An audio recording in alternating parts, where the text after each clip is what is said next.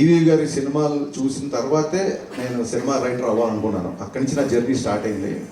So పరోక్షంగా నా సినిమాల్లో ఏమాత్రం ఎంటర్టైన్మెంట్ బాగుంటుందన్నా, పాటలు బాగుంటాయన్నా, ఇంకేమన్నా సినిమాల్లో నచ్చే విషయాలు ఉంటే వాటి మీద నాకు ఈవీ గారి యొక్క స్ట్రాంగ్ ఇన్ఫ్లుయెన్స్ నా మీద ఉందండి.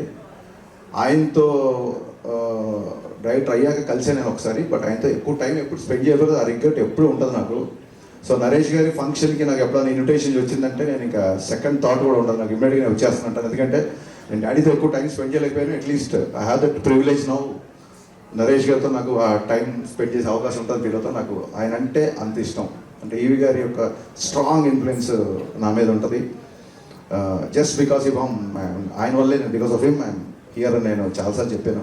నేను కంటిన్యూగా ఇంతమంది కొత్త డైరెక్టర్లు అని అన్నప్పుడు నేనే లెక్క అడుగుదాం అనే టైంకి విజయ్ చెప్పాడు 35 మంది డైరెక్టర్లు అంటే. డెఫినెట్గా సినిమా ఇండస్ట్రీలో కొత్త వాళ్ళకి అవకాశం ఇస్తున్నప్పుడు ఎవరికి అవకాశం ఇచ్చినా ఒక్క వ్యక్తికి అవకాశం ఇచ్చినట్టు అవుతుంది.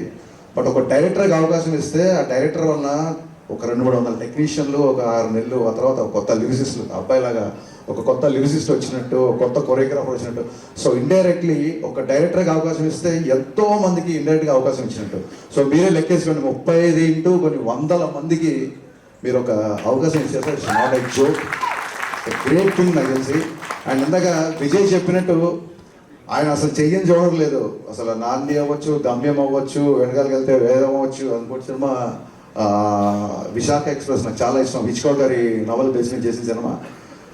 అసలు ఆయన ఫస్ట్ సినిమా అల్లరి కాబట్టి ఆయన అల్లరి నరేష్ అంటాడు తప్ప ఆయన అన్ని జోనర్లు టచ్ చేశారు. ఏ డైరెక్టర్ స్క్రిప్ట్తో వెళ్ళినా రెడీగా ఉంటారు కాబట్టి ఆయన అల్లరి నరేష్ కాదు, అందరి నరేష్. యాక్చువల్గా ఇక్కడి నుంచి మన టైటిల్ మార్చారు సీరియస్లీ.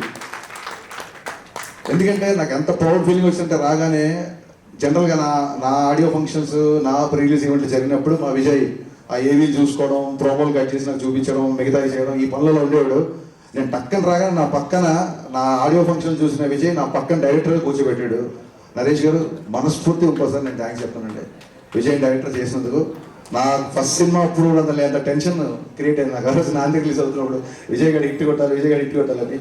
సో ఇలాంటి ఎందరో మందిని, ఇంతమందిని మీరు తీసుకురావడం అనేది ఇట్స్ యూఆర్ ట్రూలీ బ్లెస్డ్ అండి. మీరు అందరి బ్లెస్సింగ్స్ మీకు ఎప్పుడు ఉంటాయని మనస్ఫూర్తిగా కోరుకుంటాను. చాలామంది డాక్టర్ అవ్వాలనుకుని యాక్టర్ అవ్వాలంటారు, బట్ డాక్టర్లు అయిన తర్వాత కూడా వీళ్ళు యాక్టర్ అవ్వడం, ఆయన డైరెక్టర్ అవ్వడం, it's quite surprising. I truly understand what you guys said. మీకు ఉన్న సినిమా మీద ఉన్న ప్యాషన్, మీకు సినిమా మీద ఉన్న కసి, అదంతా మీ ఎమోషన్లో నాకు అర్థమైంది. ఒక బుల్లెట్ ట్రైన్ లాగా దూసుకుపోతున్న బీమ్స్, ఒక బుల్లెట్ ట్రైన్ లాగా దూసుకుపోతున్న బీమ్స్ ఈ రైల్వే కాలనీ దగ్గర ఆగి ఇక్కడ మీ అందరితో ట్రావెల్ చేసి దీనికి ఒక అద్భుతమైన మ్యూజిక్, మంచి పాటలు, మంచి బ్యాక్గ్రౌండ్ స్కోర్ ఇచ్చారని చెప్తున్నారు. ఒక డైరెక్టర్ ఎగ్జైట్ అవ్వకపోతే, ఒక రచయిత ఎగ్జైట్ అవ్వకపోతే అంతసేపు మాట్లాడండి బ్యాక్గ్రౌండ్ స్కోర్ గురించి. I'm truly looking forward for this film.